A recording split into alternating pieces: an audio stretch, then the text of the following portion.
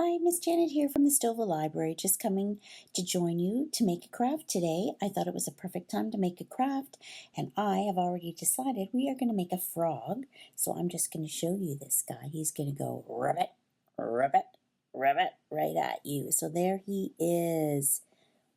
Just very simple. So he's got his tongue sticking out there. He's ready to catch some bugs and flies. He's going to go, ribbit, ribbit, ribbit. Here he comes. Okay, so I'm going to tell you the supplies you need that you can try to find around your house. So you need 2 green pipe cleaners, and those are for his feet and his legs, or any color. If you don't have green, doesn't matter. You can use whatever color you find. So I used 2 green pipe cleaners and just part of a red one for his tongue that is sticking out there, ready to catch some bugs.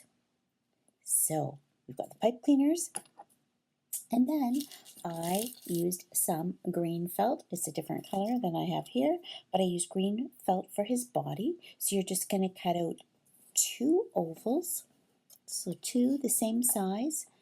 This is a bit long. He could been a bit shorter, but that's okay. So cut out 2 ovals because you're going to glue those together, and then you're going to put some stuffing inside just to give him a little bit of a texture. So you can see he's a little bit squishy. So 2 ovals out of your felt, and then if you have some pom-poms, you're going to need 2 pom-poms.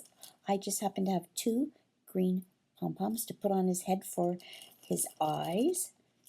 So 2 pom-poms, and then if you have some googly eyes, you're going to need 2 googly eyes.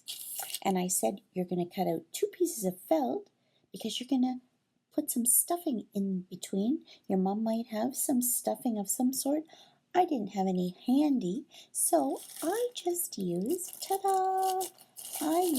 And mine took, I had 3 cotton balls. So I just kind of fluffed them out a little bit, and I stuffed them in to give his body a little bit of poof.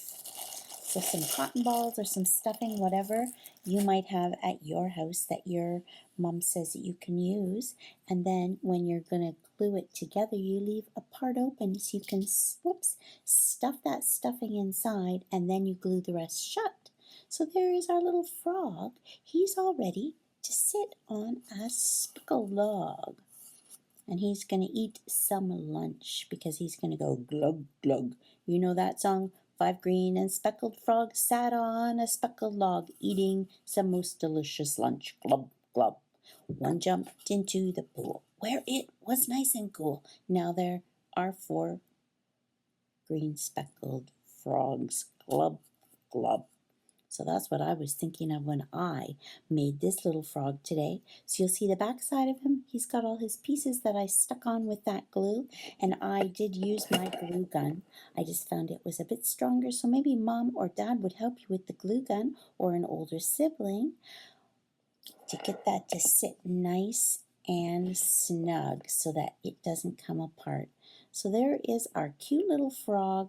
He's got big googly eyes because he's looking at you and saying, where is my next fly gonna come from? Is it gonna come swooping by, and I'm gonna stick out my tongue and I'm gonna catch it, and I'm gonna have a yummy lunch today. So there you go, a cute little frog, so easy to make. Doesn't take much of anything to put him together, and he's got some squish to him, so you could set him somewhere where he's just ready to pounce off and go, ribbit, ribbit, ribbit. I want to catch a fly today with my big long tongue. I've got it ready to just swoop out there and catch some bugs.